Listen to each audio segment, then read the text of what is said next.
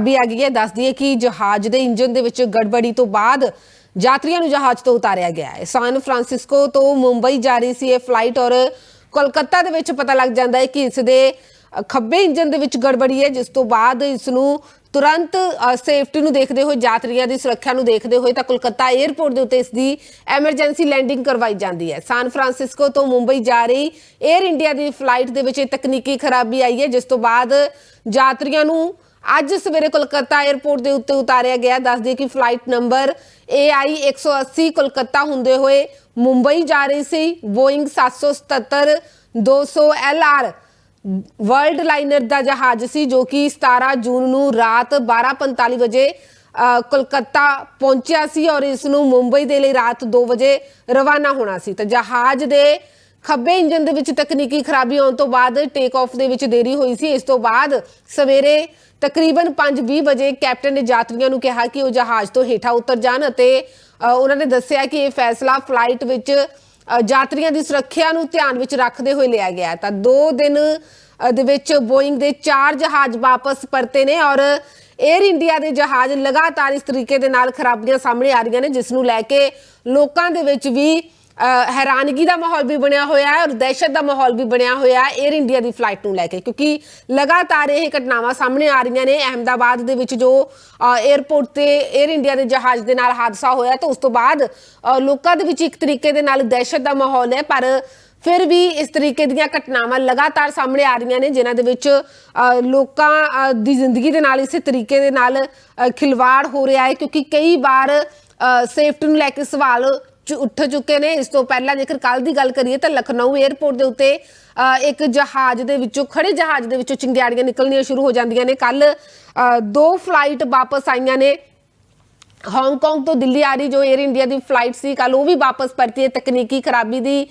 जो गल सामने आती है तो जहाज नूं वापस भेज दिता गया और दूसरी फ्लाइट दिल्ली तो रांची जाने वाली सी एयर इंडिया एक्सप्रैस की यह फ्लाइट, जिसनूं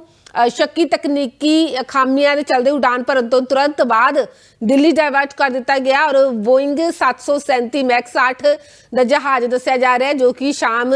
6:20 के उत्ते रांची के बिरसा मुंडा हवाई अड्डे उत्ते उतारिया। इस तो पहला 15 जून नूं भी 2 फ्लाइटां इस तरीके दे नाल वापस परतियां सी। ब्रिटिश एयरवेज का जहाज जो कि चेन्नई आ रहा सी, बोइंग 787-8 ड्रीम लाइनर का यह जहाज सी और तकनीकी खराबी के चलते इसनूं वापस भेज दिता गया। दूसरी फ्लाइट लुफ्तांसा एयरलाइन जो कि जर्मनी की एयरलाइन है तो उसका बोइंग 787-9 ड्रीम लाइनर जहाज उसनूं बंब नाल उड़ाउण दी धमकी मिली सी, तो उस तो बाद उसनूं भी लैंडिंग की परमिशन नहीं मिलती तो उसनूं भी वापस भेज दिता जाता है। तो इस तरीके नाल कई घटनावां सामने आ चुकियां ने। खास तौर पर जेकर गल करिए तो ड्रीम लाइनर जहाज जिन्हां दे बोइंग के जहाज ने जो उन्होंने इस तरीके की खराबी पाई जाती है। दस दिए कि बोइंग जहाज बनाने वाली एक कंपनी जो कि कई एयरलाइन को अपन जहाज जो बेचती है सर्विस करती है, तो उस दे जहाज़ों दे विच इस तरीके दी तकनीकी खराबियां देखने को मिल रही ने। और ताज़ा मामला सैन फ्रांसिस्को तो मुंबई जहाज आ रहा सी और कोलकाता दे विच जदों खब्बे इंजन दे विच गड़बड़ी का पता लगता है तो उस तो बाद इसनूं यात्रियों की सुरक्षा को देखते हुए कोलकाता एयरपोर्ट के उत्ते उतार दिता जाता। तो 150 के करीब यात्री इस दे विच सवार सी। पायलट का कहना है कि यात्रियों की सुरक्षा और पायलट जो फ्लाइट है उसकी सेफ्टी को ध्यान दे विच रखते हुए उन्होंने वल्लों यह फैसला लिया गया, क्योंकि बीते समय दे विच जिस तरीके का हादसा होया खास तौर पर अहमदाबाद दे विच जिस तरीके दे नाल एयरपोर्ट के उत्ते ही जहाज क्रैश हो जाता है, एयरपोर्ट तो 2 किलोमीटर दूरी के उत्ते जहाज उड़ान भरदा ही हेठा डिग जाता है और धमाके दे नाल उस दे विच अग लग जाती है और उस दे विच 242 यात्री सवार सी, जिन्हां चों सिर्फ एक यात्री बचदा है और इस तो इलावा होर भी कई लोग इस हादसे की जद दे विच आ जाते जिन्हां दे विच कई लोगों की मौत हो चुकी है। तो फिलहाल उस हादसे तो बाद लोग